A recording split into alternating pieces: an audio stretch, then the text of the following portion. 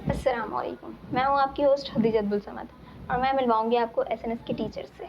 आज हमारे साथ एक ऐसी शख्सियत मौजूद है जिन्होंने इस इदारे को एक छोटे कमरे से स्टार्ट किया और फिर तालीम को करप्शन के नासूर से पाक करने के अज़म के साथ जिस तरह से आपने इस इदारे को परवान चढ़ाया और जिस तरह से इस नन्हे पौधे को एक तनावर, फलदार और फूलदार दरख्त बनाया, उसकी कोई मिसाल नहीं। आपने किस तरह से इस इदारे को परवान चढ़ाया और किस तरह से आपने अपनी अनथक कोशिशों और शब रोज़ की मेहनत से इस इदारे को परवान चढ़ाया है, ये हम आपसे पूछते हैं। आपको मैं मिलवा रही हूँ सर नवीद शमीम से। आइए सर नवीद शमीम से मिलते हैं। अस्सलाम वालेकुम सर, कैसे हैं आप? वालेकुम सलाम। मैं ठीक हूँ अल्हम्दुलिल्लाह, अल्लाह का शुक्र है। सर आपसे कुछ सवालात करने की मैं इजाज़त चाहती हूँ, आप देंगे? जी बिल्कुल। सर मैं पहले आपसे ये पूछना चाहती हूँ, आप माशाल्लाह से पति छोटे भाई हैं, तीनों बहनें आपसे बड़ी हैं, तो आपकी पोजीशन ऐसी रही है कि हमेशा आप सीखने के अमल से गुजरे होंगे। हमेशा बड़े हैं सब घर में, तो हमेशा कुछ ना कुछ सिखाया ही होगा। तो आपका प्रोफेशन ऐसा है कि अब आपकी जिम्मेदारी है कि आप सिखाएं दूसरों को। तो ये आदत के बरखलाफ हो गए, बचपन से सीखते हुए आ रहे हैं, अब आदत के बरखलाफ आपको सिखाना था, तो ये आपने किस तरह से मैनेज किया? हाँ देखें, बात यह है कि मैं ये समझता हूँ, मेरे एक अपना कॉन्सेप्ट है, वो ये है कि जो बंदा जो है वो जिसने सीखा हुआ होता है वही सिखा भी सकता है। ये बात ज़हन में रखिएगा कि जब तक आपने पीछे आपको मिला हुआ नहीं होता, यानी कि आपकी इंसर्शन नहीं होती, जब तक दिमाग में बातें डाली नहीं गई होती, तो आप सिखा भी नहीं सकते। बहुत से लोग जो है उनको चीज़ें नहीं पता होती या नहीं सिखा सकते। उसकी वजह ये होती है कि उनको खुद तरबियत नहीं मिली होती, क्योंकि वे ऑफ डिलीवरी, वोकैबुलरी उनके पास होती नहीं है, अल्फाज का चुनाव उनका, अल्फाज का ज़ख़ीरा उनके पास ज़रा कम होता है, जिसकी वजह से फिर वो सिखा भी नहीं सकते। तो जो खुद सीखा हुआ होता है, अच्छा सीखने से क्या होता है, एक तो आपको तरबियत मिल रही होती है साथ साथ, दूसरा इसमें ये होता है कि आप फिर गलतियां करते हैं और फिर गलतियां करके फिर आप अपने तजुर्बे से और तरबियत से सीख रहे होते हैं, तो आपको फिर एक कहना चाहिए कि बहुत सारी चीज़ें आपको तजुर्बात सिखा देता है, वक्त आपको सिखा देता है, तो फिर ये होता है कि आप दूसरे को भी सिखा सकते हैं। मैं बल्कि तमाम इख्तलाफात चले एक तरफ रखते हैं और मैं इमरान खान की बात को कोट करता हूँ। इमरान खान जो हमारे वज़ीर आज़म हैं, जब वो कौन नहीं रखता, वो पता है, मैं तो एक पॉलिटिकल स्टूडेंट होने की हैसियत से जो उस वक्त मुल्क के हालात हैं और रखना भी चाहिए, तो लेकिन हमारे हीरो तो हैं ना वो, तो इस वक्त मुल्क के वज़ीर आज़म हैं, तो उन्होंने जब वो क्रिकेटर थे तो उन्होंने एक बात एक इंटरव्यू में कही थी, नौजवान फास्ट बॉलर्स को उन्होंने मुखातिब करते हुए कहा था कि आप अगर सीखना चाहते हैं तो आपको वसीम अकरम और वक़ार यूनुस नहीं सिखा सकते। हालांकि ये बहुत ज़बरदस्त लेजेंडरी फास्ट बॉलर्स हमारे रहे हैं क्रिकेट में, अगर आपको कोई सिखा सकता है तो आकिब जावेद सिखा सकता है। तो उसका उन्होंने रीज़न ये दिया था कि ये नेचुरल टैलेंट नहीं था, इसने गिर गिर के सीखा है। मतलब ये बॉलिंग कराने आता था तो चौके छक्के लगते थे, पिटाई होती थी इसकी बैट्समैन की तरफ से, तो ये फिर कोशिश करता था, नेट पे प्रैक्टिस करता था, घंटों प्रैक्टिस करता था। चूँकि इसने गिर गिर के खुद सीखा हुआ है तो ये क्या कर सकता है, ये आपको अच्छा सिखा सकता है। तो ये इमरान खान की बात जो है वो भी मेरे इस बात से आप जोड़ सकते हैं कि एक होता है नेचुरल टैलेंट, उसको सिर्फ पॉलिश करने की ज़रूरत होती है, उसको सिर्फ और सिर्फ जो है एक ट्यूनिंग करने की ज़रूरत होती है। वो चूँकि उसका नेचुरल टैलेंट होता है, उसको सिर्फ आपने पॉलिश किया वो आगे, लेकिन उसको पता नहीं होता कि यार इस वक्त अगर ये प्रॉब्लम आई है तो अब इसका क्या सोल्यूशन है, क्योंकि उसने फेस नहीं किया होता। लेकिन एक जो नेचुरल टैलेंट नहीं होता तो वो गिर गिर के सीखा हुआ होता है। तो आपका सवाल ये था कि आपका ने चूँकि बचपन से सीखते हुए आए और सिखा क्या सकते हैं, चूँकि इसलिए बचपन से मुझे इतना सिखा दिया गया तो मैं अब आगे भी सिखा रहा हूँ, आगे उस बात को उन बातों को कन्वे कर रहा होता हूँ, अपने पेरेंट्स की बातों को, अपने टीचर्स की बातों को, अपने बड़े बहन भाइयों की बातों को, जिन्होंने भी मेरी तरबियत की है। तो आसान हो गया ज़रा इस मामले में। अच्छा, ये ज़्यादा आसान था, अगर आप खुद सिखाते आ रहे होते तो फिर डेफिनेटली फिर वो सिर्फ तजुर्बा होता। अब यहाँ पे दो चीज़ें मिक्स हो गई हैं, एक मेरा अपना तजुर्बा भी और प्लस ये कि एक तरबियत भी। तो दोनों चीज़ें जब आप एजुकेशन देन एक्सपीरियंस, जब दोनों चीज़ें मिल जाती हैं तो थोड़ी ऑथेंटिसिटी आ गई उसके साथ। हाँ, तो जब तरबियत होती है और तजुर्बा होता है, दोनों चीज़ें जब मिक्स हो जाती हैं तो फिर इंसान को जो है वो आगे बढ़ना आसान हो जाता है। तो सर, तो आप एज अ टीचर आप आपकी स्पेशलिटी है कि आप सिखाते हैं।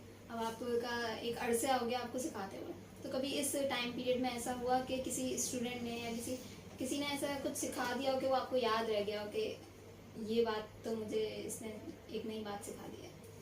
देखें, बहुत सारी चीज़ें स्टूडेंट से, बल्कि मैं तो कहता हूँ कि मैं डेली बेसिस पे किसी न किसी स्टूडेंट से कुछ ना कुछ सीख रहा होता हूँ। मेरे अपने लेक्चर, अगर आज से 10 साल पहले के जो लेक्चर्स हैं, जब मैं क्लास में खड़ा होता था, कोई टॉपिक पढ़ाता था, तो वो जो टॉपिक 10 मिनट में ख़त्म हो जाता था, वो आज 1 घंटा 10 मिनट में ख़त्म होता है।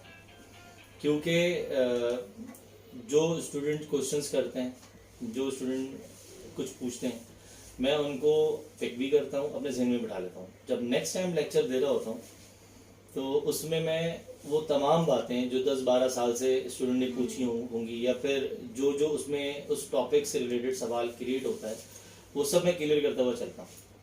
तो इसीलिए अब थोड़ा ज़्यादा लेक्चर जो है वो मेरे एक्सपेंड होते जाते हैं। कोशिश होती है कि उसको ज़्यादा एक्सपेंड ना करें, लेकिन सारी चीज़ें क्लियर होती हैं। फिर अल्हम्दुलिल्लाह से फ़ायदा ये भी हुआ कि चूँकि सारे क्वेश्चंस वगैरह सब जहन में हैं मेरे, तो मैं पहले ही क्लियर कर देता हूँ, तो आखिर में स्टूडेंट को पढ़ाते वक्त सवाल करने की नौबत नहीं आती, क्योंकि सारी चीज़ें ऑलरेडी क्लियर हो चुकी होती है। लेकिन अगर कोई नया सवाल आ भी जाता है तो वो उससे अगले साल जो है वो पढ़ाते हुए वो भी क्लियर हो जाता है।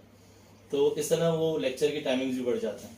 तो इस तरह तो मैं रोज़ाना सीख रहा होता हूँ, ऐसा नहीं है कि डेली बेसिस पे स्टूडेंट सिखा रहा था। और अगर आपके जो सवाल है वो ये है कि स्टूडेंट ने कुछ ऐसा खास सिखा दिया कोई ख़ास सिखा दिया हो, कोई ऐसा ख़ास सिखाना तो याद नहीं है, लेकिन जनरेशन डिफरेंस जो है वो मैंने बहुत ज़्यादा इस वक्त ऑब्ज़र्व किया है। जो मैं अक्सर कहता भी हूँ कि 3 साल पहले और 4 साल पहले के जो स्टूडेंट थे, यानी 2014 बैच मैं समझता हूँ लास्ट बैच ऐसा था, जो कि डिफरेंट जनरेशन थी। आफ्टर 2014 बैच जो है हमारा, वो डिफरेंट जनरेशन आई है। तो ये जो जनरेशन डिफरेंस आया है, ये चीज़ मुझे काफ़ी जो है वो तब्दील की, क्योंकि मेरा पैटर्न अलग था, वे ऑफ टीचिंग अलग थी, स्टूडेंट अलग थे, उनका सिखाने का तरीका, उनको सिखाने का तरीका अलग था। तो उसके बाद जब जनरेशन डिफरेंस आया, तो मतलब अब जो स्टूडेंट आ रहा है वो बिल्कुल ही डिफरेंट है। उसको उस तरह नहीं पढ़ा सकते जो 2014 से पहले मैं पढ़ाता था स्टूडेंट को, या जिस तरह उनको लेके चलना होता था। आज का स्टूडेंट बिल्कुल ही डिफरेंट टाइप का है। तो डिफरेंट पॉजिटिव वे में आ रहा है या नेगेटिव? डेफिनेटली नेगेटिव वे में आ रहा है। पहले जो रिस्पेक्ट होती थी, पहले जो सीरियसनेस होती थी, और 2020 ये तो स्टूडेंट ही हमारे ऑनलाइन पढ़े हुए हैं, इनका इंटरेक्शन भी ऑलरेडी कम रहा है। तो वो सिंसियरिटी स्टूडेंट की तरफ से, वो पॉजिटिविटी, वो पढ़ाई की तरफ रुझान, टिकटॉक नहीं था, स्नैक वीडियो नहीं थी, इंस्टाग्राम नहीं था, डिफरेंट, ये जो अचानक से डिफरेंस आया है स्टूडेंट की मेंटालिटी में, सीरियसनेस में, ये काफ़ी मुझे जो है वो सिखाने का मौका मिला। ये इसका 2014 बैच का ही स्टूडेंट था मेरा। मैंने एक दफ़ा पनिशमेंट दी, रिटन पनिशमेंट दी। तो मैंने उनसे कहा कि ये टॉपिक है, ये 3 टॉपिक हैं, इनको 3-3 दफ़ा करके आना है, ठीक है। तो रिटन पनिशमेंट दी थी, 3-3 दफ़ा आपने करना है, और ये आप फेल हुआ था वो बच्चा। अच्छा, जब नेक्स्ट डे मैं पनिशमेंट कलेक्ट कर रहा हूँ, उनके साथ के और भी 2-4 स्टूडेंट थे जो फेल थे, उन्होंने पनिशमेंट जमा करा दी। तो एक स्टूडेंट ने मुझे खड़े होकर पनिशमेंट दी, तो मैंने पनिशमेंट चेक की, मैंने उससे कहा ये कंप्लीट नहीं है। उन्होंने क्या किया हुआ था, 3 सवाल, मैंने कहा था तीनों सवाल 3 टॉपिक्स हैं, इनको 3-3 दफ़ा करना है। उसने एक दफ़ा किया हुआ था। तो उसने मुझे दिया, और बहुत कॉन्फिडेंस से आई इंटरेक्शन, आंखों से आंखें मिलाकर उसने जो है वो मुझसे बात की और कहा, सर कंप्लीट तो यही तो कहा था आपने। मैंने कहा यही कहा था मैंने। जी सर यही कहा था, मुझे इसके अलावा आपने कुछ और थोड़ी कहा था। फिर मैंने एक स्टूडेंट को खड़ा किया, दूसरे स्टूडेंट को खड़ा किया, भाई क्या कहा था मैंने। तो जब सबने कह दिया उसके बावजूद, सर मैंने तो यही सुना था, आपने तो यही कहा था। तो वो मुझे अचानक से, मेरा एक ऐसा वर्स्ट एक्सपीरियंस था, वो मुझे उसके बाद जो है ना 3 दिन बुखार रहा, ठीक है। तो 3 दफ़ा पनिशमेंट दी। उस बच्चे ने, जिस तरह उसका कॉन्फिडेंस लेवल था, और जो मुझे समझ रहा था, मतलब मैंने कहा यार इतना अंडररेट कर रहे हैं, इतना अंडर एस्टिमेट करते हैं स्टूडेंट्स, हम मतलब हमें इतना बेवकूफ़ समझते हैं कि वो सब कुछ दिखाने के बावजूद, बताने के बावजूद, तो उसका कॉन्फिडेंस लेवल ऐसा था कि गलत बयानी मुँह पर, कि मैं उसको नहीं कर पाया। फिर मुझे अंदाज़ा हुआ कि आज की जनरेशन जो है वो नहीं है जो इससे पहले की थी। तो वो डिफरेंट टाइप की थी। वो जनरेशन जो अचानक से जो डिफरेंस आया, पलट गई है, तो ये चीज़ मुझे बहुत ज़्यादा जो है अपने आप को तब्दील किया, हमने पॉलिसीज़ को तब्दील किया, एसएनएस की पॉलिसीज़ में थोड़ी सी लीनियंसी हमने पैदा की, क्योंकि अगर वही पॉलिसीज़ हम जो आज से 5 साल पहले 6 साल पहले की जो रूल्स रेगुलेशन आज के स्टूडेंट पर अप्लाई करते हैं, तो वो तो पढ़ना ही छोड़ दें। तो सर मैं भी आपकी स्टूडेंट रही हूँ, बहुत अर्सा हो गया, मैं 6 साल हो गए पढ़े। तो क्या यही वजह है कि जितनी पनिशमेंट्स हमें मिलती थी या हमें जितना ज़्यादा सख्ती मिलती थी, इस दफा आज का स्टूडेंट वो जाए बता, उसको तो बस आप पढ़ा दें, वो किसी तरह पढ़ ले नहीं। अब ये सिचुएशन हो गई है, पहले ऐसा होता था हमारे ज़माने में, हम कॉलेज और कोचिंग के अलावा 8-8 घंटे पढ़ते थे घर में बैठ के। अच्छा, हमसे पहले की जनरेशन से ज़्यादा पढ़ती थी। कायदे आज़म के ज़माने में हम सुनते हैं कि वो दिन रात पढ़ते थे, तो हमारे वक्त तक 8 घंटे और 7 घंटे का मामला आ गया। अब बच्चा 8 मिनट भी शायद घर में नहीं खोल रहा। तो हमें तो बल्कि पहले स्टूडेंट हमारे पीछे पीछे आते थे, सर पढ़ा दें, सर पढ़ा दें। हम भी किसी दिन छुट्टी कर लिया करते थे, हम अपने टीचर्स के पीछे जाते थे, सर प्लीज़ ये टॉपिक समझा दें। आज के स्टूडेंट के पीछे हमें जाना होता है, हमें हाथ जोड़ने होते हैं, बेटा पढ़ लो। ये जो जनरेशन गैप है, इसने मुझे काफ़ी चीज़ें सिखाई हैं। और वो एक वाक़या जो है जिससे मुझे 3 दिन बुखार रहा कि यार इतना हमें बच्चे अंडर एस्टिमेट करते हैं कि मैं तो कुछ और समझ रहा था। तो ये काफ़ी चीज़ें मुझे तब्दील करने में मुझे जो है ना करनी पड़ी, एसएनएस के हवाले से भी और अपने आप से भी, कि भाई कि अपने आप को नीचे भी, क्योंकि हम जिस तरीके से पहले पढ़ाते थे, जिस लेवल का पढ़ाते थे, वो लेवल भी हमें डाउन करना पड़ा। लेकिन ये हमारा मुल्क और कौम का नुकसान है बेसिकली। ठीक है, आप आज का नौजवान जो है इंटर लेवल पे वो नहीं सीख पा रहा जो उसको सीखना चाहिए, फिर डेफिनेटली यूनिवर्सिटी में जा रहा है तो उसको वो बहुत सारी चीज़ें ऐसी हैं। स्टूडेंट्स आते हैं मेरे पास यूनिवर्सिटी की भी, मैं उनसे बात करता हूँ, तो जो चीज़ें हमने पढ़ी हुई हैं वो उन्होंने नहीं पढ़ी। इंजीनियर बन जाता है, मास्टर्स कर रहे हैं, लेकिन बहुत सारी चीज़ें उनको मैनेजमेंट की नहीं पता होती, मार्केटिंग की नहीं पता होती, अपनी फील्ड के हवाले से नहीं पता होती, बिजनेस कम्युनिकेशन नहीं पता होता उनको, बहुत सारी चीज़ें उनको नहीं पता होता। काफ़ी चीज़ें मतलब यूनिवर्सिटी के, फिर जाहिर बात है यूनिवर्सिटी की टीचर्स ने भी अपने आप को, अपने लेवल को डिक्रीज़ किया होगा। जो जनरेशन आ रही है, जब टीचर स्टूडेंट जिस लेवल का है, फिर उसी लेवल का आप लेक्चर भी डिलीवर करते हैं। एक छोटे बच्चे को पढ़ाने में, एक कम लेवल के बच्चे को पढ़ाने में और एक हाई लेवल स्टूडेंट को पढ़ाने में ज़रा डिफरेंस आ जाता है। ये तो एक नुकसान हो रहा है ना, इसको तो ओवरकम करने की ज़रूरत है, इसके लिए तो कुछ होना ये हमारा फिर माशरे का एक प्रॉब्लम है। इसमें बजट में हमारा जब तालीम पे जो बजट होता है, आप देखें वो 1% है, बहुत से बहुत 2% बजट मैक्सिमम आता है।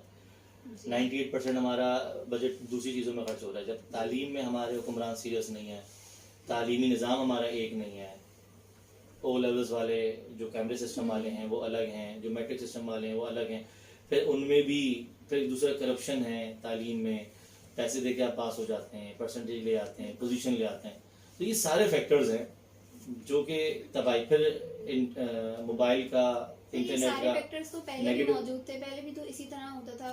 तालीम का हमेशा से बजट कम रहा है और करप्शन हमेशा से ही रही है, लेकिन ये जो जनरेशन चेंज आया है, इसकी कुछ और ऐसी वजह है। असल में ये इसकी जो वजूहात हैं वो बहुत सारी हो सकती हैं। असल में ये जो इंटरनेट है इसका गलत इस्तेमाल, ठीक है, जो हमारे इलेक्ट्रॉनिक मीडिया में चीज़ें दिखाई जा रही हैं, हमारे ड्रामों से जो तरबियत मिल रही है, इवन के टीवी टॉक शो से जो हमें तरबियत मिल रही है हमारे नौजवान नस्ल को, वहाँ क्या दिखाया जा रहा है मुझे बताइए ना। हमारे प्राइम टाइम इस वक्त चल रहे हैं जो टॉक शोज होते हैं, उसमें एक पार्टी दूसरी पार्टी बैठ के बुरा भला, लड़ाई झगड़ा। अगर ड्रामों की तरफ आ जाएं तो एक सास जो है वो बहू के खिलाफ है, बहू जो है वो सास के खिलाफ है, बेटा जो है वो माँ के खिलाफ है, अगेंस्ट है, वो उसके खाने में नमक तेज कर रहा है, उसकी गाड़ी का टायर पंचर कर रहा है। तो ये तरबियत हो रही है वक्तन फवक्तन। देखें जब नया नया ये केबल नेट स्टार्ट हुआ 2002-2001 की बात बता रहा हूँ, तो उस वक्त अगर कोई ड्रामा आता था, इंडियन ड्रामा आते थे, तो हमें हमारे बड़े साथ साथ बैठे होते थे, ड्रामा देख रहे थे, साथ साथ तरबियत देते थे। मेरी वालदा मुझे बता दी रहती, देखो यार ये ऐसा होता तो नहीं है, इंडिया से में भी ऐसा नहीं होता, देखो इंडिया के ड्रामा में ऐसा दिखाया जा रहा है, पाकिस्तान में तो ऐसा नहीं होता। ऐसा कहीं होता है क्या कि बेटा माँ के खिलाफ हो सकता है? हमें तरबियत साथ साथ दी जा रही होती थी, हमें सही और गलत की पहचान बताई जा रही होती थी कि भाई देखो ये सही है, ये गलत है, ये गलत है, ये सही है। अब वो तरबियत भी नहीं है, और फिर बच्चा जो है वो, अब एक माशरती निज़ाम भी हमारा डिस्टर्ब हुआ है, वो बैठता नहीं है साथ फैमिली के साथ। अब उसके पास अपना पर्सनल है, अब वो जो मोबाइल उसको सिखा रहा है, जो ड्रामा, इवन वो ड्रामा देख रहा है, ड्रामा तो देख रहा है, पाकिस्तानी ड्रामा तो देख रहा है, या टॉक शो तो देख रहा है, पॉलिटिक्स को स्टडी कर रहा है, लेकिन वो पॉलिटिक्स हमें क्या सिखा रही है? ठीक है, आप 10 साल एक पार्टी में रहें, उसके बाद आप दूसरी पार्टी में चले जाएं, अब आप 10 साल उस पार्टी में थे, अब उसको गालियाँ दे रहे हैं, ठीक है, उसको बुरा भला कह रहे हैं, उनका लीडर ही बुरा, सब कुछ आप जिस हद तक इल्जाम लगा सकते हैं। भाई आप ये बताइए कि आप 10 साल तक कर क्या रहे थे अगर वो पार्टी इतनी बुरी थी तो अगर आपने 10 साल एक पार्टी में रहे तो आप दूसरी पार्टी, तो अब इससे क्या होता है, ये तरबियत हो रही है। अब स्टूडेंट हमारे पास पढ़ रहा है, जब तक हम उस्ताद हैं तो इसका मतलब है कि ये सिखाया जा रहा है कि आप मतलब कहें, जब तक आप उस्ताद हैं जी अच्छा कहेंगे। जब आप यहाँ से पढ़ के चले गए तो आप उस्ताद की रिस्पेक्ट नहीं करेंगे, आप उस्ताद को उस तरीके से डील नहीं करेंगे। इसी तरह से जब कोई यहाँ पे टीचर जॉब करने के लिए आता है, उसने 5 साल 10 साल जॉब की, यहाँ से चला गया, उसके बाद उसने जाके वही करना जैसे कि वो सीख रहा। तो ये तमाम फैक्टर्स हैं जो कि हमारे एक माशरती मसाइल जो है वो उसमें इन्वॉल्व हो रहे हैं, जिसकी वजह से एक दिमागों में जब इतनी हमारे जहनों में गंदगी भरी होगी, हमारे दिलों में एक बुराइयां होंगी, दूसरे की मुनाफत होगी, तो पॉजिटिविटी दाखिल नहीं होती। याद रखिएगा, जब भी किसी कमरे में अगर एक बदबू होती है तो आप जितना परफ्यूम का स्प्रे करते रहें वो थोड़ी देर के लिए तो असर होता है, जब तक वो नहीं हटेगी तब तक थोड़ी देर के लिए असर होगा खुशबू का, लेकिन वो दोबारा जो है वो डोमिनेट कर जाती है बदबू। तो उसके लिए अल्टीमेट हल ये होता है कि उस बदबू को आपको कम से कम रिमूव करना होता है। देन वो परफ्यूम जो आप कर रहे हैं, अब हम यहाँ पे स्प्रे करते हैं, तरबियत देते हैं, समझाते हैं, बच्चा नेट से भी तरबियत ले रहा होता है, सीख रहा होता है, वर्कशॉप्स वगैरह हो रही होती हैं, तो लेकिन वो स्प्रे का काम करते हैं, लेकिन वो दिमाग में और हमारे घरों में और हमारे माशरे में इतनी मसले मसाइल आ गए हैं कि वो स्प्रे का असर थोड़ी देर रहता है, फिर वो डोमिनेट कर जाती है गंदगी बदबू। तो वो फिर जो पॉजिटिविटी है ना वो मिनिमाइज होती जा रही है, नेगेटिविटी जो है वो बढ़ रही है।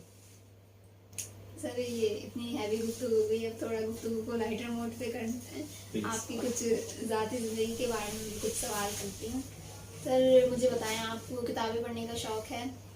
आपको किताबों में कौन सी किताब है जो बहुत अच्छी लगती है, बहुत पसंद करते हैं आप? देखें कि मुसलमान की हैसियत से तो एक कुरान मजीद सबसे बेहतरीन किताब है, वही हर मुसलमान को पसंद होनी चाहिए। अगर आप इसके अलावा बात करती हैं तो मुझे अर्रहीक़ुल मख्तूम है, सफ़ीउर रहमान मुबारकपुरी साहब की किताब है, सीरतुन नबी पे, तो वो मुझे बहुत अच्छी लगती है और मेरे पास वो है भी, और मैंने तकरीबन उसको 3-4 दफ़ा, मेरे पास PDF में भी है सीरतुन नबी, तो वो मुझे बहुत अच्छी लगती है और मैंने उसको 2-3 दफ़ा पढ़ा है। इसके अलावा मार्केटिंग मैनेजमेंट की बुक है फिलिप कॉटलर, वो हमने पढ़ी है, चूँकि मेरा काम मैनेजमेंट है तो वो मैं अक्सर उससे गाइडलाइन लेता रहता हूँ और बहुत अच्छी है। MBA स्टूडेंट्स भी पढ़ते हैं, BBA स्टूडेंट्स भी पढ़ते हैं, हमने इंजीनियरिंग भी पढ़ी है फिलिप कॉटलर, तो मेरे ख्याल से शायद मेरे पास उसका 9th एडिशन मौजूद है, यहीं रखा हुआ है, तो 10th एडिशन है, तो मैं उसको अक्सर निकाल के पढ़ता रहता हूँ। तो सर उसमें कोई ऐसी अच्छी ऐसे कोट या बात जो मार्केटिंग या मैनेजमेंट पे आपको लगती हो कि आप अप्लाई करते हो हर जगह उसे? बहुत सारी चीज़ें हैं, ये असल में ये तो फिर एक सीक्रेट बात है, चला आपने पूछा तो बता देता हूँ। तो अगर आपने कामयाब होना ना तो जो दूसरे कर रहे हैं वो आप नहीं करें, आप कुछ उनसे डिफरेंट करें। यानी अगर आप इससे एग्जांपल ये ले लीजिए कि एक बिरयानी सेंटर है, स्टूडेंट्स बिरयानी है, ठीक है, अब आप उनके बराबर, अब स्टूडेंट बिरयानी 100 साल 50 साल पुराना है, उनकी मशहूर है बिरयानी, अब उसके बराबर अगर बिरयानी का ठेला लगा के खड़े हो जाएंगे तो कौन खरीदेगा आपसे? डेफिनेटली लोग प्रेफर करेंगे। तो कुछ ऐसा नया दें आप, इनोवेशन, कुछ ऐसा नया दें आप उसके बराबर खड़े होकर कि लोग वो छोड़कर आपके पास आए। जैसे अगर उनके पास कोल्ड ड्रिंक नहीं तो आप कोल्ड ड्रिंक रख लें, आप आइसक्रीम रख लें, तो लोग बिरयानी खाने के बाद कोल्ड ड्रिंक पीने तो आपके पास आएंगे ना, फिर आप अपने फिर बिरयानी भी इंट्रोड्यूस करवा सकते हैं। तो कुछ नया करना होता है, आपने कुछ डिफरेंट करना होता है।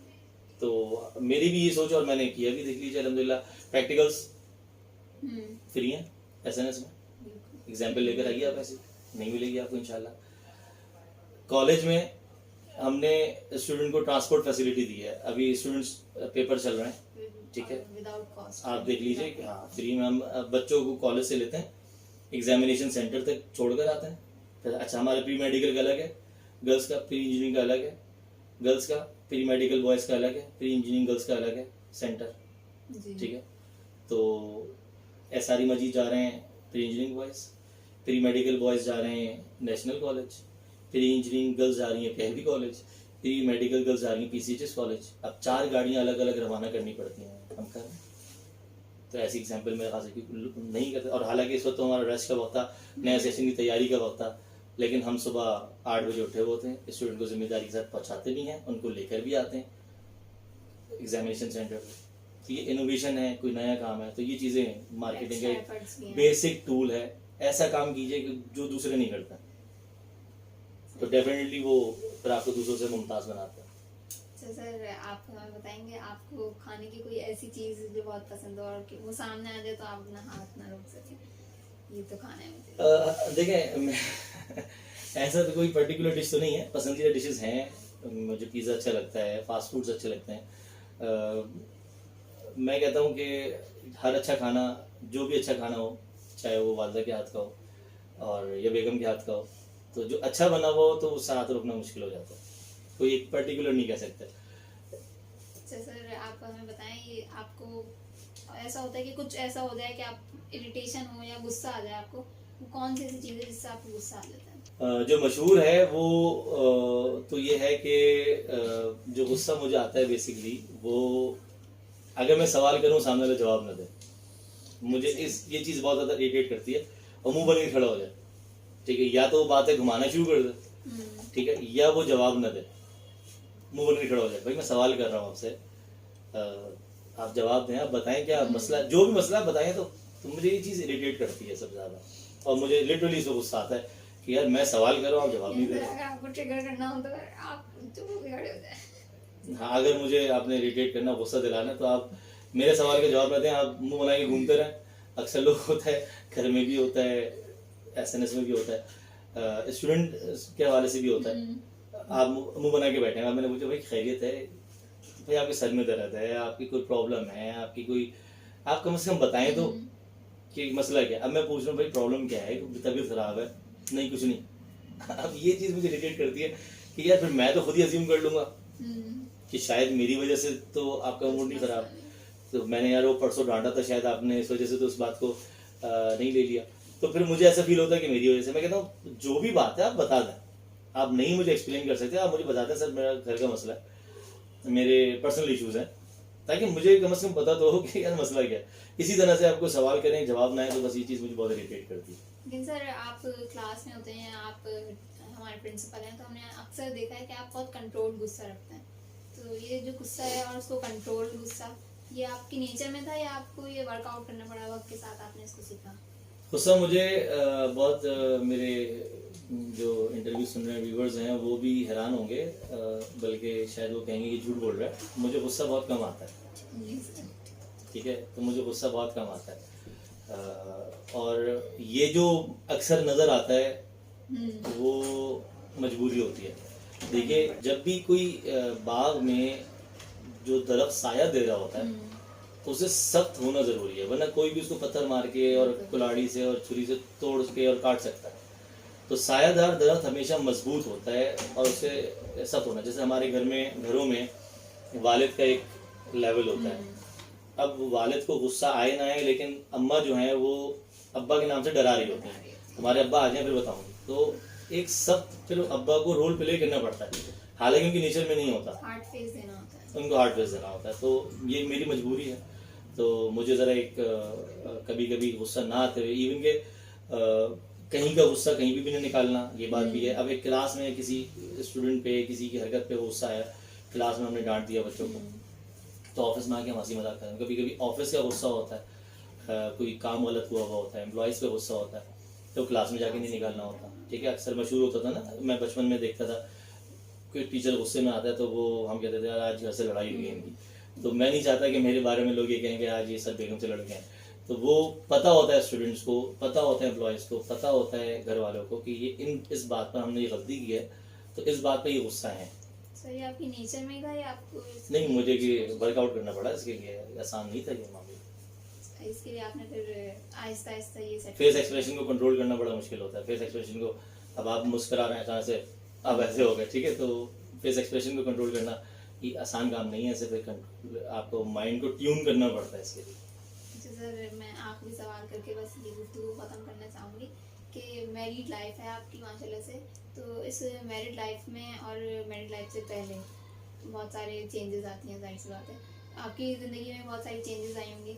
तो हमारी जो नौजवान नस्ल है और उनमें वैसे ही आपको पता है आजकल की नौजवान नस्ल जो है उसे शादी का एक इस तरह से फैक्टर होता है कि शादी को एक अलग ही चीज़ समझते हैं। तो आप कुछ इस पे नसीहत करना चाहेंगे? देखिए, मैरिटल लाइफ के बारे में कहा जाता है कि वो लड्डू है जो खाए भी पछता है, ना खाए भी पछता है। तो लोग कहते हैं, मैं भी ये कहता हूँ, खा के पछता है बंदा।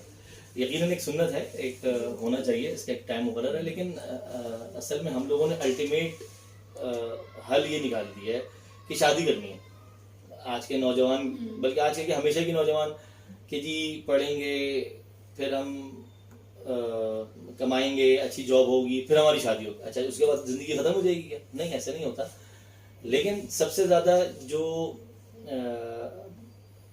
कुरान का भी हुक्म है, इस्लाम का भी हुक्म है, एक छोटी उम्र में कर देनी चाहिए।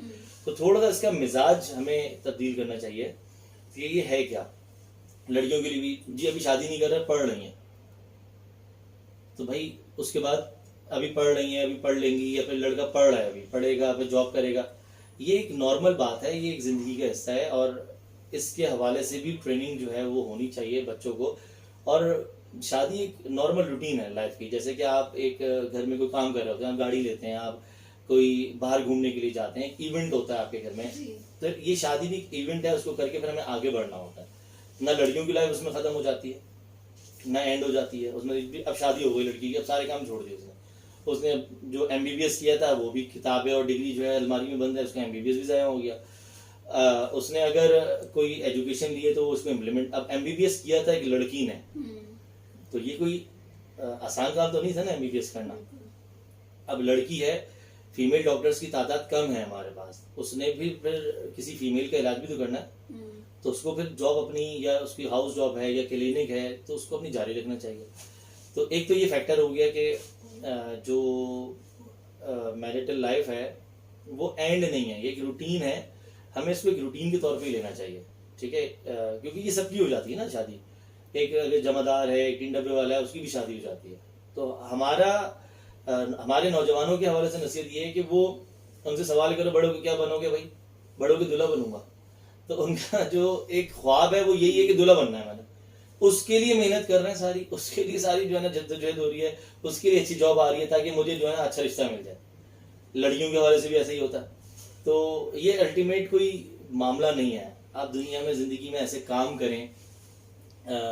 डॉक्टर अब्दुल कदीर खान है, पूरे पाकिस्तान में एक ही, अब डॉक्टर समद मुबारक भी हैं, एक आध और भी आ गए, लेकिन जब डॉक्टर अब्दुल कदीर खान थे पूरे पाकिस्तान में एक ही जो है PhD थे, ठीक है, न्यूक्लियर साइंसेज में। डॉक्टर बुशरा हैं, क्रोमोसोम PhD हैं, पूरे पाकिस्तान में एक ही हैं, सही है। डॉक्टर शुएब सडल क्रिमिनोलॉजी में उन्होंने PhD किया हुआ, पूरे पाकिस्तान में एक ही थे। तो ऐसा काम करें जो कि कोई नहीं करता। ये एक नॉर्मल लाइफ है, नॉर्मल रूटीन की चीज़ है, हमें नॉर्मल रूटीन के तौर पे लेना चाहिए इसको।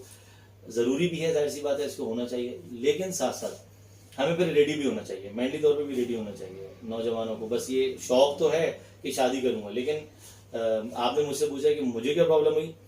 मैं भी समझता था कि यार मेरी शादी 27-28 साल में हुई थी, तो मैंने कहा यार मैं तो तैयार हूँ, लेकिन जाहिर बात है एक जो आप लेकर आ रहे होते हैं दूसरे को अपने घर में, या आप ब्याह के दूसरे घर में जा रहे होते हैं, तो वो फिर आपकी लाइफ में जो इंटरप्शन होती है, ख़ास तौर पर उन लोगों की जो आज़ाद रहना चाहते हैं, तो आज़ाद रहना चाहते हैं या आज़ाद रहे हैं, रोक टोक नहीं थी माँ बाप की तरफ से इतनी ज़्यादा, उनकी लाइफ में जो है वो काफ़ी प्रॉब्लम आती है। मुझे भी फेस करनी पड़ी कि एक अलग से कोई बंदा आपके साथ एसोसिएट हो जाता है, तो वो आपको अपने आप को फिर उसको लाइफ स्टाइल चेंज करना पड़ता है, उसके लिहाज से चेंज करना पड़ता है। लड़कियों को ज़्यादा चेंज करना पड़ता है, लड़कों को भी चेंज करना पड़ता है, वरना तो आपकी लाइफ नहीं गुजरती। तो हम रेडी नहीं होते, बस शौक है हमें शादी का। तो पहले जो काम है हमें वो टारगेट अचीव करें, साथ साथ बीच में जब पेरेंट्स की मर्जी हो, जब ज़रूरत हो, तो देन आप शादी भी कर रहे हैं, लेकिन आपकी जो टारगेट्स हैं उनको मत छोड़ें। ये नहीं कि अब शादी हो गई तो अब मैंने मास्टर्स क्या करूँगा, बस अब कमाने पे लग जाओ, या मैं PhD तो नहीं कर सकता। नहीं, इल्म हासिल करने की उम्र तो आखिर तक होती है। अपने टारगेट बनाएं, गोल बनाएं, ये एक रूटीन है, इसको साथ साथ पैरेलल लेके चलें, मेरी यही नसीहत है। थैंक यू सर, आपने हमें वक्त दिया और बहुत कुछ सिखाने की कोशिश की। हमें बहुत कुछ उम्मीद है कि आप लोगों ने भी सर से बहुत कुछ सीखा होगा। तब तक के लिए अपना ख्याल रखें और याद रखें, आबाद है एक ताज़ा जहां तेरे हुनर में। अल्लाह हाफ़िज़।